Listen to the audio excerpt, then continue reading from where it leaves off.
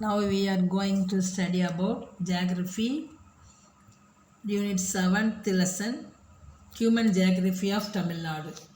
ஓகேவா students? Okay. எப்பயுமே நம்ம லெசன்ஸ்குள்ளே போகிறதுக்கு முன்னாடி அந்த லெசன்ஸில் இருக்கக்கூடிய கண்டென்ட் என்ன அப்படின்றத பற்றி நம்ம தெரிஞ்சுக்கணும்.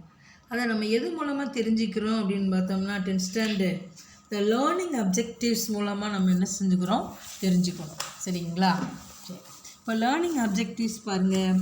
To understand the agricultural factors, major graphs and their distributions இன் தமிழ்நாடு. அதாவது தமிழ்நாட்டின் வேளாண் காரணிகள், முக்கிய பயிர்கள், அதனுடைய பரவல் அப்படின்றத பற்றி நம்ம என்ன செஞ்சுக்கிறது தெரிஞ்சுக்க போகிறோம். To learn about the water resources of Tamil Nadu. தமிழ்நாட்டினுடைய நீர் வளங்கள் பற்றி நம்ம தெரிஞ்சுக்கிறோம். இதில் ஒரு 5 டாபிக்ஸ் இருக்குது. இதில் இப்போ நம்ம 2 டாபிக்ஸ் மட்டும் நம்ம எடுத்துக்குவோம். மிச்சம் இருக்கிறத நம்ம அடுத்த கிளாஸில் நம்ம பார்த்துக்கலாம். ஓகேவா ஸ்டூடெண்ட்ஸ்? சரி, இப்போ ஹியூமன் ஜியாகிரஃபி அப்படின்னா என்ன அப்படின்னு பார்த்தோம்னா மானுடவியல், மானுட புவியியல் அப்படின்னு சொல்லி சொல்கிறாங்க. மானுட புவியியல் அப்படின்னு சொல்லி சொல்கிறாங்க. இப்போ what is human geography? Human geography is the branch of geography dealing with how human activity affects or is influenced by the nature. அதாவது இந்த மானுட புவியியல் அப்படின்னு பாப்பா அப்படின்னா என்ன அப்படின்னு பார்த்தோம்னா அந்த மனிதர்களுடைய செயல்பாடுகள் எவ்வாறு இயற்கையின் தாக்கத்திற்கு உள்ளாகி இருந்திருக்கும் அல்லது கட்டுப்படுத்தப்பட்டவர்களாக அவங்க இருந்திருப்பாங்க அப்படின்றத பற்றிய புவியியலின் ஒரு பகுதி அப்படின்னு நம்ம இதை சொல்லலாம். சரிங்களா பாப்பா? சரி, இப்போ நம்ம இன்ட்ரோடக்ஷனுக்குள்ளே வந்துடுவோம். Human geography refers to the study of ways of development of human societies and their operations in relations to their physical environment. மானுட புவியியல் அப்படின்னு சொல்கிறது என்னென்னா மனித சமுதாயம் வளர்ச்சி பெற்ற வழிமுறைகள் மற்றும் இயற்கை சூழலுடனான செயல்பாடுகள் குறித்து கற்றறிதல் அப்படின்னு கூட என்ன செய்யலாம் சொல்லலாம். This chapter focuses on the distribution, characteristics and utilizations of different resources of Tamil Nadu. தமிழ்நாட்டில் காணப்படும் பல்வேறு வளப்பரவல்கள், பண்புகள் மற்றும் பயன்பாடுகளை பற்றி நம்ம இந்த பாடத்தில் என்ன செய்கிறோம், நம்ம படிக்க போகிறோம். We have studied earlier that these resources are useful only when they are utilized. Human beings use these resources using their intelligence and skill. Thus, the human beings are the most significant resources on the earth's surface. They turn all these natural resources into useful product with their skills and abilities. அதாவது பல்வேறு வகையான இயற்கை வளங்களாகிய நிலப்பகுதிகள், ஆறுகள், மண் வகைகள், இயற்கை தாவரங்கள், இது எல்லாமே இந்த புவி நமக்கு தந்திருக்கு இல்லையாடா பாப்பா? இப்போ மனிதர்கள் என்ன பண்ணுறாங்கன்னா தங்களுடைய அறிவு கூர்மை மற்றும் திறன்களால் பல வளங்களை என்ன செய்கிறாங்க, பயன்படுத்துகிறாங்க. இப்போ இந்த புவியில் காணப்படக்கூடிய வளங்களில் மனித வளமே மிகச்சிறந்த வளமாக என்ன செய்கிறத கருதப்படுகின்றன. ஏன்னா மனிதர்கள் இல்லை அப்படின்னாக்கா எந்த கல்டிவேஷன் கிராப்ஸுமே என்ன செய்ய முடியாது, பயிர் செய்ய முடியாது. மனிதர்கள் தங்களது திறன்கள் மூலமாகவும் இயற்கை வளங்களை பயன்படுத்தக்கூடிய பொருள்களாக என்ன செய்கிறாங்க, மாற்றுகின்றனர்.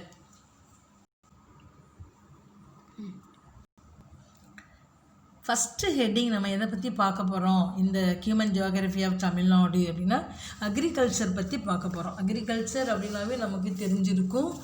த backbone of our country is called agriculture.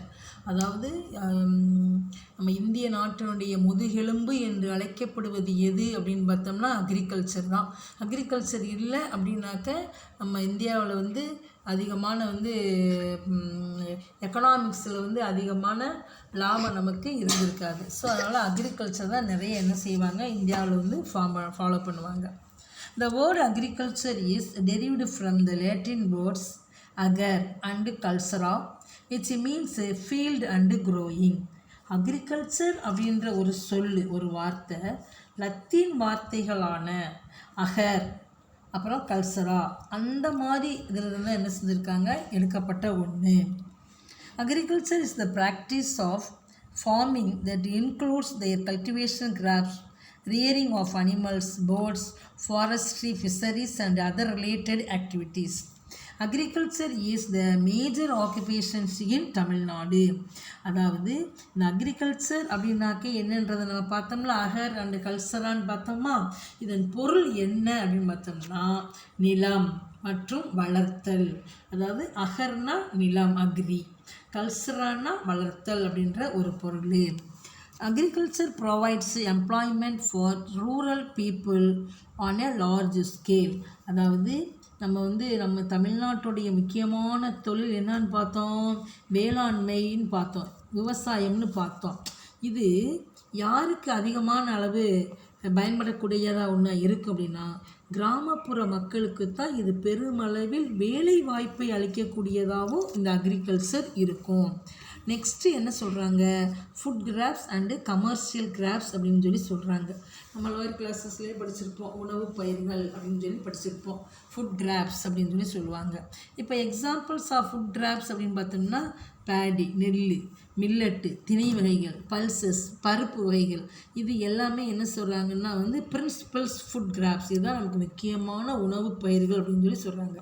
Commercial கிராப்ஸ்னால் என்னென்ன மேஸ் examples of commercial crops sugar cane, cotton, sunflower, coconut, tea, coffee, cardamom, இது எல்லாமே என்ன சொல்கிறாங்கன்னாக்கா கமர்ஷியல் கிராப்ஸ் அப்படின்னு சொல்லி சொல்கிறாங்க. ஏன் மிஸ் இதை சொல்கிறாங்கன்னா வியாபாரம் ட்ரேடுக்காக இதை என்ன செய்வாங்க, லாபத்துக்கு பெறுவதற்காக இந்த கமர்ஷியல் கிராப்ஸ் அப்படின்னு சொல்லக்கூடிய வணிக பயிர்களை என்ன செய்வாங்க, நம்ம தமிழ்நாட்டில் பயிர் செய்வாங்க. ஓகேவா students? Next geographical determinants of agriculture. அதாவது வேளாண்மையை தீர்மானிக்கக்கூடிய புவியியல் காரணிகள் என்னென்ன அப்படின்றத பற்றி நம்ம பார்க்க போகிறோம். Geographical determinants of agriculture is landform, climate, soil and irrigation அப்படின்னு நம்ம இதை சொல்லலாம். லேண்ட்ஃபார்ம்னா என்னது, நிலத்தோற்றம், கிளைமேட்னா காலநிலை, சாயில்னால் நமக்கு தெரிஞ்சிருக்கும் மண், இரிகேஷன்னா நீர்ப்பாசனம். இது எல்லாமே புவியியல், அதாவது வேளாண்மையை தீர்மானிக்கக்கூடிய காரணிகள் அப்படின்னு நம்ம இதை சொல்லலாம். இப்போ ஃபஸ்ட்டு நம்ம எதுக்குள்ளே போக போகிறோம், நிலத்தோற்றம் அப்படின்னு சொல்லக்கூடிய லேண்ட் ஃபார்ம்ஸ்குள்ளே நம்ம போக போகிறோம்.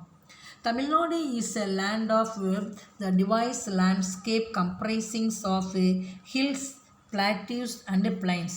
தமிழ்நாடு அப்படின்னு பார்த்தோம்னா அது என்னென்ன இருக்குன்றாங்க, மலைகள் இருக்கும், பீடபூமிகள் இருக்கும், சமவெளிகள் இருக்கும், இப்படி பல்வேறுபட்ட நிலப்பரப்புகளை கொண்டது தான் என்னது நம்ம லேண்ட் ஃபார்ம்ஸ். லேண்ட் ஃபார்ம்ஸ் நம்ம லோயர் கிளாஸில் படிச்சிருப்போம். என்னது பிளாட்டியூனா என்ன, ஹில்ஸ்னால் என்ன, பிளைன்ஸ்னால் என்ன அப்படின்றத பற்றி நம்ம படிச்சிருப்போம். Among them, the plains are the most suitable for agriculture. இந்த மூணுலேயுமே எது ரொம்ப சிறப்பான ஒன்று அப்படின்னு பார்த்தோம்னா சமவெளின்னு சொல்லக்கூடிய பிளைன்ஸ். இந்த சமவெளிகள் தான் வேளாண்மை உற்பத்திக்கு ஏற்ற வளமான வண்டல் மண்ணை கொண்டிருக்கிறதுனால சமவெளி பகுதிகள் வேளாண் தொழிலுக்கு ஏற்றதாக அது இருக்கும். Agriculture is the plateau is moderate and is poor on the hills. அதாவது இந்த பீடபூமி வேளாண்மைக்கு ஓரளவு ஏற்றதாகவும் மலை பிரதேசங்களையும் இந்த வேளாண்மை நடவடிக்கைகள் மிக குறைந்த அளவிலும் என்ன செய்கின்றன உள்ளன.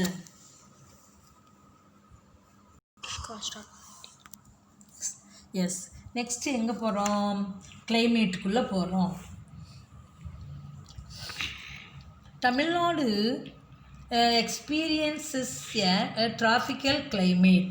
அதாவது தமிழ்நாடு அப்படின்னு பார்த்தோம்னா பாப்பா இது ஒரு வெப்பமண்டல காலநிலையை பெற்ற ஒரு நாடு நம்ம தமிழ்நாடு அப்படின்னு நம்ம சொல்லலாம். And hence the temperature in Tamil Nadu is relatively high almost through out the year. அதாவது வடகிழக்கு பருவக்காற்று தமிழ்நாட்டிற்கான ஒரு முக்கிய நீர் ஆதாரமாக இருக்கிறது. அதாவது north east monsoon is the major source of rainfall for Tamil Nadu. The rainfall in this season and the irrigation facilities affect agriculture to a large extent. இந்த பருவத்தில் பெறும் மழையின் அளவு, நீர்ப்பாசன வசதி போன்றவை வேளாண்மையை மிக அதிக அளவில் என்ன செய்யும், பாதிக்கும். அதுக்கடுத்து எது பார்க்க போகிறோம், சாயில். சாயில்னா என்ன, மண். அதை பற்றி நம்ம பார்க்க போகிறோம். Soil provides essential minerals or nutrients for the growth of crops and vegetation. இந்த மண் அப்படின்றது என்னென்னா பயிர்கள் மற்றும் தாவரங்களின் வளர்ச்சிக்கு தேவையான கனிம சத்துக்கள் மற்றும் ஊட்டச்சத்துக்களை என்ன செய்து தருது. அதுக்கடுத்து எதை பார்க்க போகிறோம், irrigation. The monsoon rainfall in the state is highly irregular and the irrigation becomes necessary for a successful cultivation of crops in the state. In the dry regions, the rain-fed crops are cultivated. அதாவது இந்த நீர் irrigation அப்படின்னு பார்த்தோம்னா பாப்பா, பயிர் சாகுபடி சிறப்பாக நடைபெறணும் அப்படின்னா நீர்ப்பாசனம் ரொம்ப ரொம்ப இம்பார்ட்டன்ஸான ஒன்று இல்லைங்கச்சா. ஆனால் நம்ம மாநிலத்தில் பருவமழை ஒரே மாதிரியாக இருக்காது. சமமான நிலையில் இல்லாமல் சமசீரற்ற நிலையில் அது இருக்கும். அதனால் கரெக்டான அந்த வெயில் அந்த வாட்டர் ஃபெசிலிட்டிஸ் இல்லாமல் இருக்கிறதுனால வறண்ட பகுதிகளில் என்ன செய்வாங்க, வறண்ட காலங்களில் இந்த மானாவாரி பயிர்கள் அப்படின்னு சொல்லக்கூடிய பயிர்களை என்ன செய்வாங்க, இங்கே பயிர் செய்ய ஆரம்பிப்பாங்க. அதான் ரெயின்ஃபுட், அதாவது இந்த வானம் பார்த்த பூமி அப்படின்னு சொல்லுவாங்கல்ல.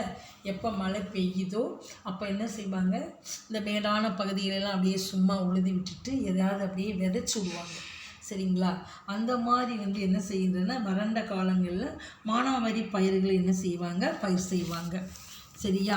நெக்ஸ்ட் என்ன சொல்கிறாங்கன்னு பாரு, கிராப்பிங் சீசன்ஸ் இன் தமிழ்நாடு. அதாவது தமிழ்நாட்டினுடைய வேளாண் பருவ காலங்கள் அப்படின்னு சொல்கிறாங்க. அதான் கிராப்பிங் சீசன்ஸ் இன் தமிழ்நாடு. அதில் ஃபஸ்ட்டு என்ன பார்க்க போகிறோம் நம்ம, பேடி. பேடின்னா நமக்கு தெரிஞ்சிருக்கும். இதில் ஃபஸ்ட்டு கிராப்பிங் சீசன்ஸ் இன் தமிழ்நாடுன்னு கொடுத்துருக்காங்களா பாப்பா. அதில் எந்தெந்த பருவ காலங்களில் என்னென்ன மாதிரியான பயிர்களை பயிர் செய்வாங்க.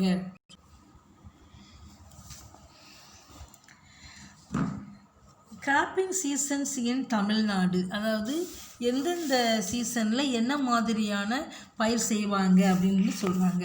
இப்போ இந்த சோயிங்னா ஏப்ரல் மே அப்படின்னு பார்த்தோம்னாக்க இந்த சொர்ணவாரி, அதாவது இந்த சித்திரை பட்டம் அப்படின்னு சொல்லுவாங்க. ஜூலை ஆகஸ்டில் ஆடிப்பட்டம் அப்படின்னு சொல்லுவாங்க. நவம்பர் டிசம்பரில் நவரை அப்படின்னு சொல்லுவாங்க. இந்த மாதிரியான பயிர்களை என்ன செய்வாங்கனாக்க இந்த ஏப்ரல் மே ஜூலை ஆகஸ்ட்டு இந்த மாதங்களில் என்ன செய்வாங்க, விதைப்பாங்க. அதை ஹார்வெஸ்ட் பண்ணுறது ஆகஸ்ட் செப்டம்பர் ஜான்வரி பிப்ரவரி இந்த மாதிரி மாதங்களில் அவங்க என்ன செய்வாங்க, ஹார்வெஸ்ட் பண்ண ஆரம்பிப்பாங்க. அதுக்கடுத்து டிஸ்ட்ரிபியூஷன் ஆஃப் மேஜர் கிராப்ஸ் இன் தமிழ்நாடு. அதாவது தமிழ்நாட்டுடைய முக்கிய பயிர்களுடைய பரவல்கள் என்ன அப்படின்றத பற்றி இப்போ நம்ம பார்க்க போகிறோம். Paddy is the most important staple food crop of Tamil Nadu. அதாவது தமிழ்நாட்டுடைய முக்கியமான உணவு பயிர் என்னன்னு சொல்கிறாங்க, நெல் அப்படின்னு சொல்கிறாங்க. நெக்ஸ்ட் என்ன சொல்கிறாங்கன்னு பாரு, the Tamil Nadu ranks third in the productions of rice among the states of India.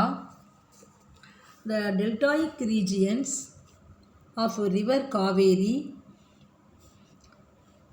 is the major rice producing regions of Tamil Nadu. So this region is rightly called as the granary of Tamil Nadu. என்ன சொல்கிறாங்க தம்பி, நெல் உற்பத்தி செய்யும் India மாநிலங்களில் நம்ம Tamil Nadu third ஸ்டேஜில் third பிளேசஸில் இருக்குது அப்படின்னு சொல்கிறாங்க.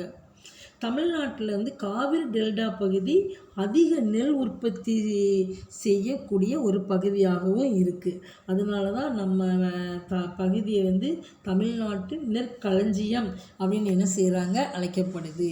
இப்போ இந்த கிரானரி ஆஃப் தமிழ்நாடு நம்ம எது சொல்லுவோம்? தேஞ்சூர். நம்ம தமிழ்நாட்டில் வந்து அதிகபட்சமான அளவுக்கு நெல் விளையக்கூடிய ஒரு பிளேஸ் வந்து தஞ்சாவூர். அதனால தான் Tanjore is called granary of Tamil Nadu அப்படின்னு சொல்லி சொல்கிறோம். நெக்ஸ்ட்டு வந்து மில்லட்டு. மில்லட்னா என்னது?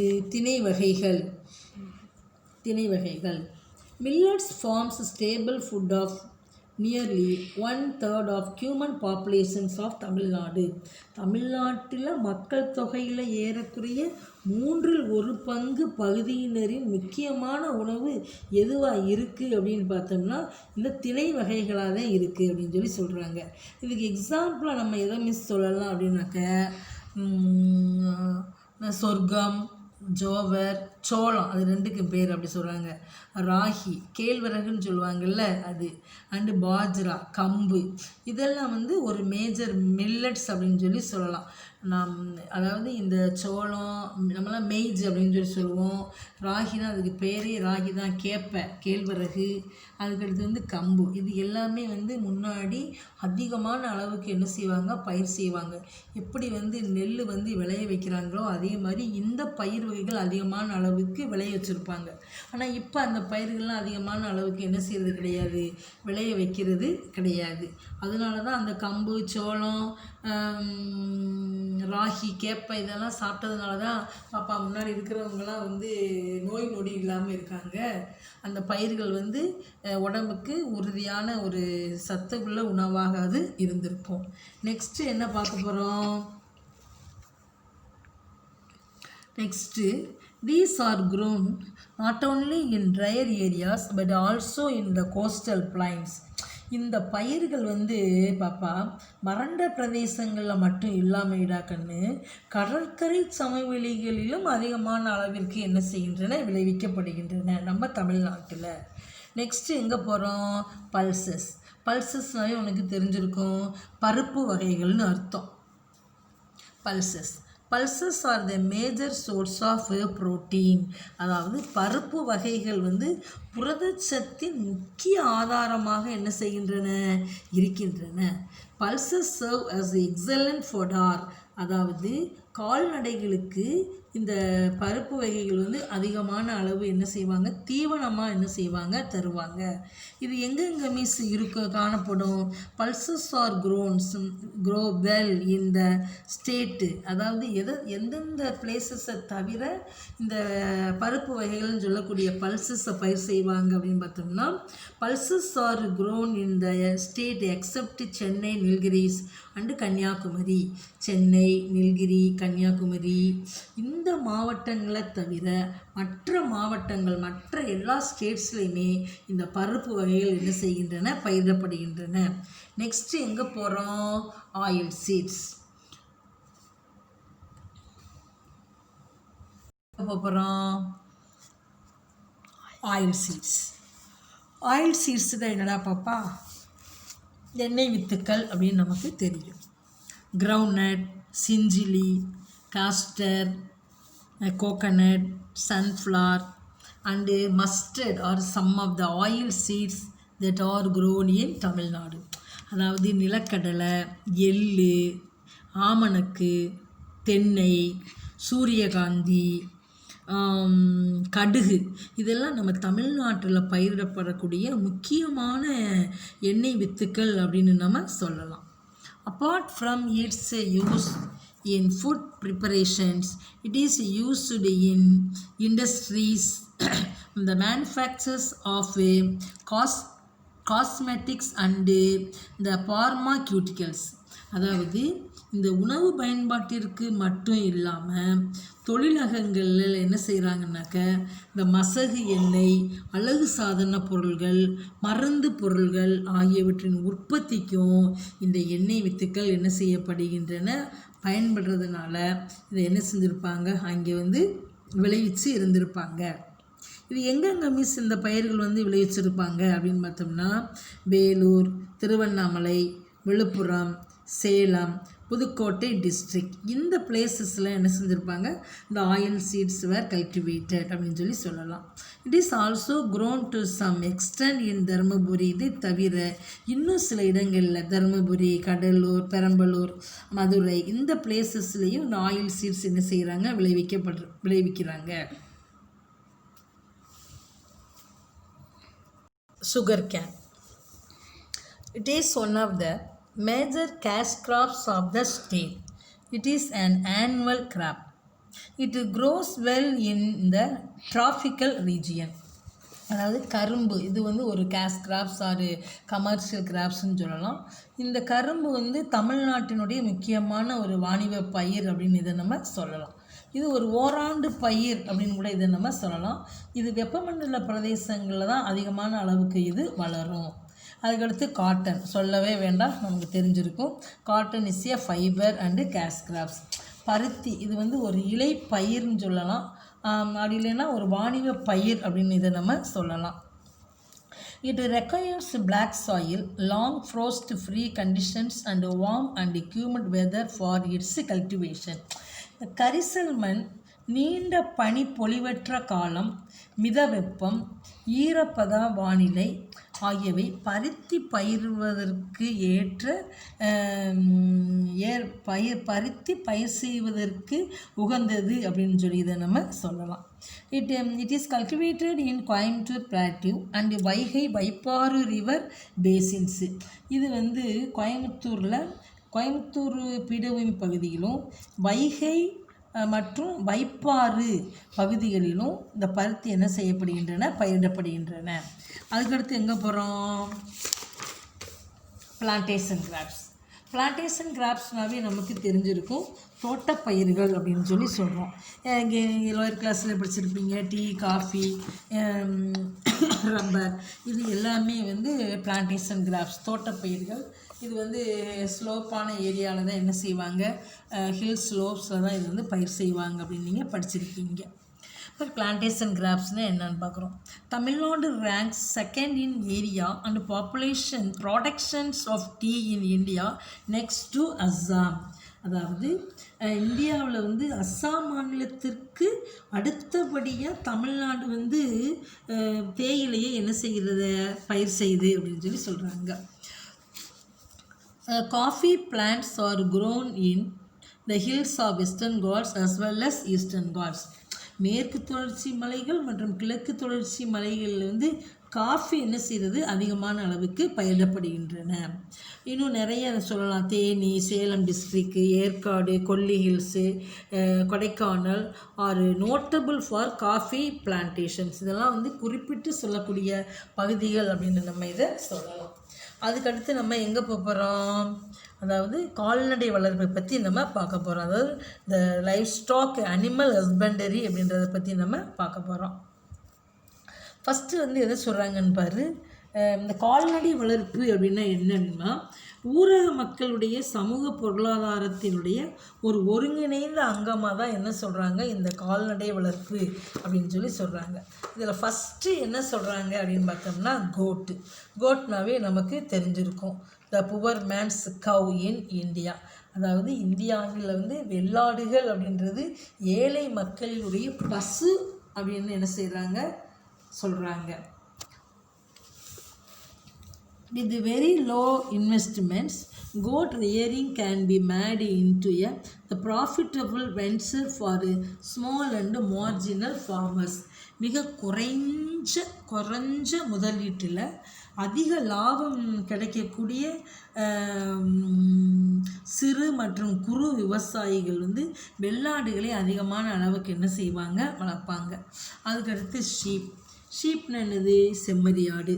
Sheep is used for multiple purposes like wool, meat, milk, skins and manure and forms an important component of the rural economy. இந்த செம்மறி ஆடுகள் அப்படின்னு சொல்கிறது கம்பளி, இறைச்சி, பால், தோல், உரம் இப்படி பல்வேறு பயனுள்ள பொருள்களை என்ன செய்கின்றன, நமக்கு தருகின்றன. அதுக்கடுத்து ஃபிஷ்ஷிங்னாவே நமக்கு தெரிஞ்சிருக்கும், மீன் வளர்ப்பு அப்படின்னு சொல்லி சொல்கிறாங்க, fishing. Tamil Nadu is a coastal state Fishing is one of the major occupations in the state with the widespread reservoirs and rivers.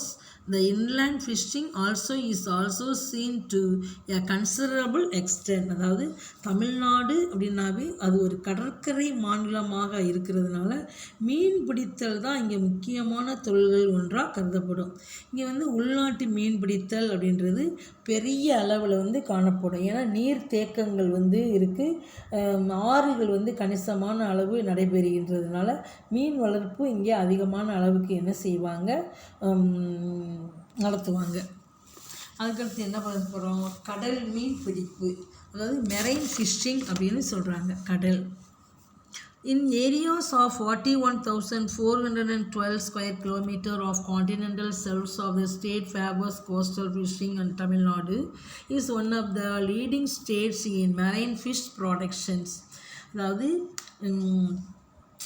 ஏறத்தாழ எவ்வளோ சொல்கிறாங்க ஒரு 41,412 சதுர கிலோமீட்டர் பரப்பளவு கண்டத்திட்டு உள்ளதால் கடற்கரை மீன்பிடிப்புக்கு சாதகமாக இருக்குது. The fishing far from the shore, typically 20 to 30 miles out in water, hundreds and thousands of feet deep, is called offshore fishing. அதாவது பெருங்கடல்கள் சொல்லுவாங்க, அல்லது கடற்கரையில் இருந்து சில கிலோமீட்டர் தூரம் வரை மீன் பிடித்தல் கடலோர மீன்பிடிப்பு அப்படின்னு சொல்கிறோம். ஆனால் அதே சமயத்தில் கடற்கரையில் இருந்து 20-30 மைல்கள் தூரம் வரையிலும் 100 அல்லது 1000க்கு மேற்பட்ட அடிகள் ஆழத்தில் மீன்பிடித்தல் நடைபெறும். இதைத்தான் என்ன சொல்கிறாங்கன்னா ஆழ்கடல் மீன்பிடிப்பு அப்படின்னு இதை சொல்கிறாங்க. இந்த நம்ம தமிழ்நாட்டில் என்ன பண்ணியிருக்காங்கன்னா 3 முக்கியமான மீன்பிடி துறைமுகங்கள் இருக்குது அப்படின்னு சொல்கிறாங்க. சரிங்களா பாப்பா? எஸ். அதுக்கடுத்து என்ன போகிறோம், இன்லேண்டு ஃபிஷ்ஷிங். இன்லேண்ட் ஃபிஷ்ஷிங்னா என்னது, உள்நாட்டு மீன்பிடிப்பு அப்படின்னு சொல்லலாம். Inland fishing is carried out in lakes, rivers, ponds, estuaries, backwaters and swamps. அதாவது இன்லேண்ட் ஃபிஷிங் உள்நாட்டு மீன்பிடிப்புன்னு பார்த்தோம்னா பாப்பா, ஏரிகள், ஆறுகள், குளங்கள், கழிமுகங்கள், காயல்கள், சதுப்பு நிலப்பகுதிகள், இந்த மாதிரி நீர்நிலைகளில் உள்நாட்டு மீன் பிடித்தல் என்ன செய்யும், நடைபெறும்.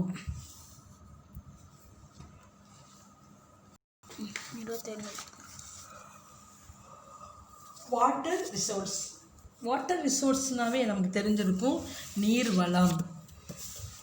வளத்தை பற்றி நம்ம பார்க்க போகிறோம். Water is the process precious gift of nature to humankind and millions of other species livings on the earth. மனித குலத்திற்கு புவியியல் வாழும் லட்சக்கணக்கான உயிரினங்களுக்கும் நீர் இயற்கையின் ஒரு விலை மதிப்பற்ற ஒரு பரிசு அப்படின்னு நம்ம சொல்லலாம். அதுக்கடுத்து என்ன பார்க்குறோம், இந்த மல்டிபர்பஸ் ரிவர் வேலி project.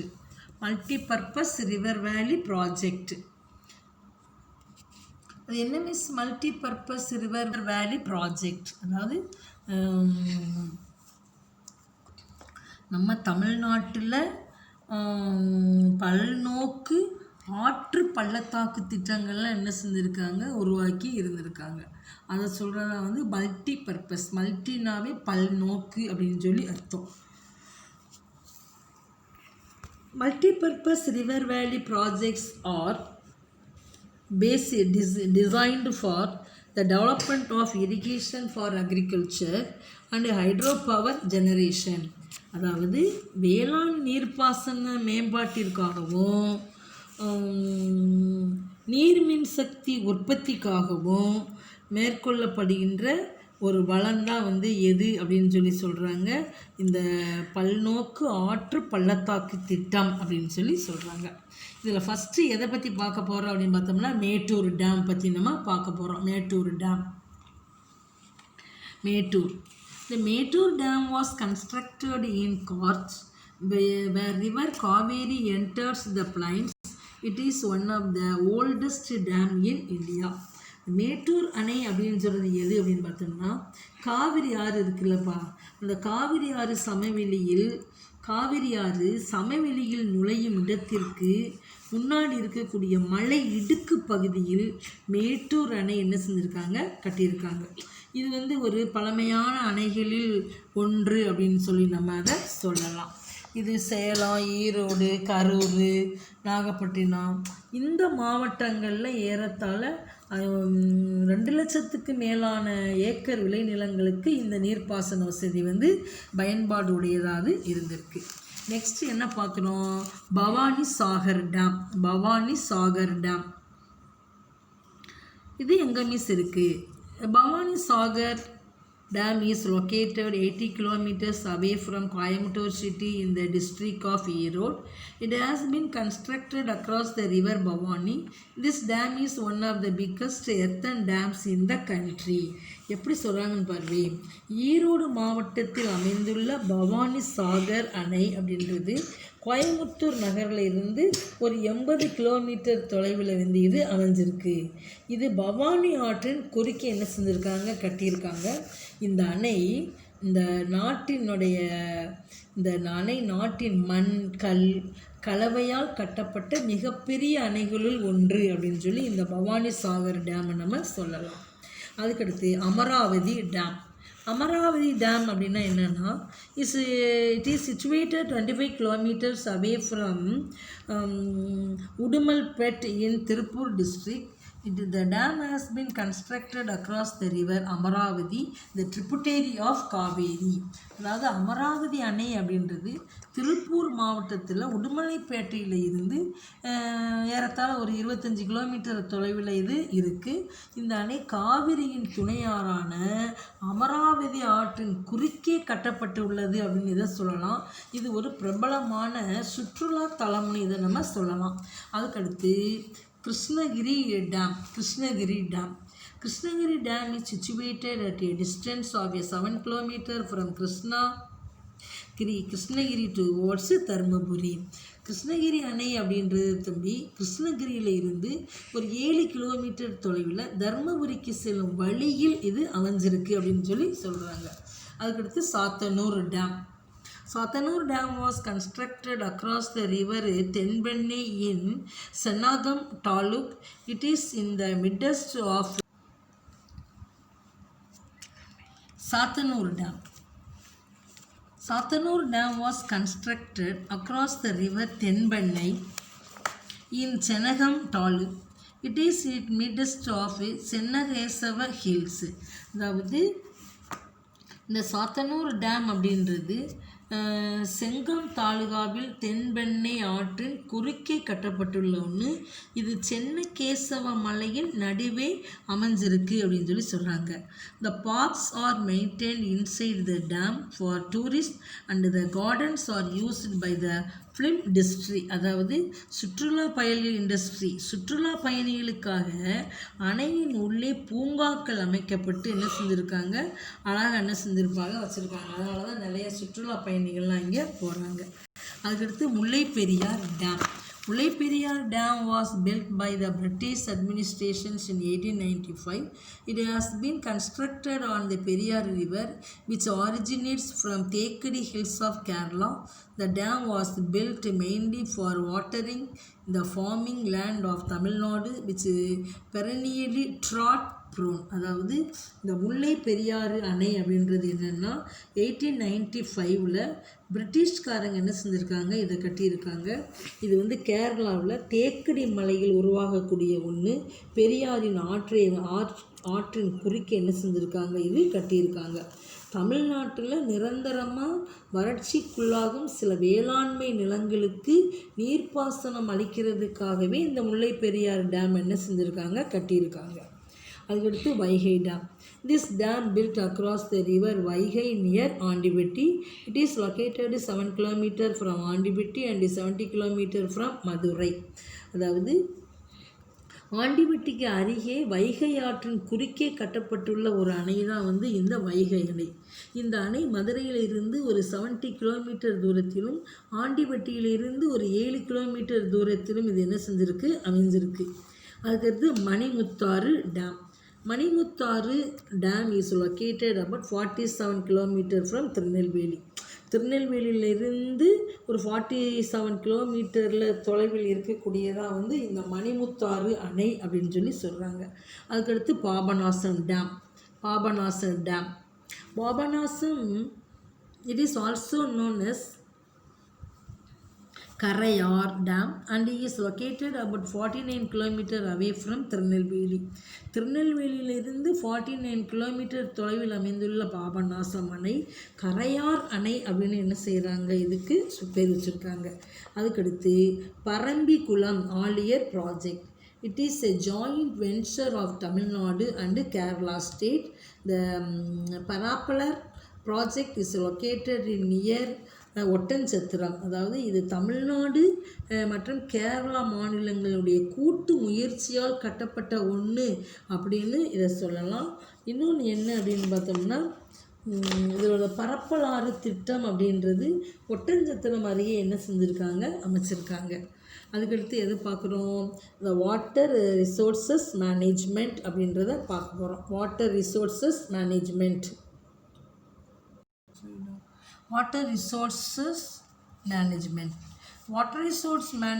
is the activity of planning, developing, distributing and managing the optimum use of water resources. நீர்வள மேலாண்மை என்பது திட்டமிடுறது, செயல்படுத்துறது, நீர் வளத்தை பெருக்கிறது, விநியோகிக்கிறது, நீர் வளங்களின் உகந்த பண்பாட்டை நிர்வகிக்கிறதுக்கான ஒரு நடவடிக்கையை மேற்கொள்கிறது அப்படின்னு சொல்லி இதை நம்ம சொல்லலாம்.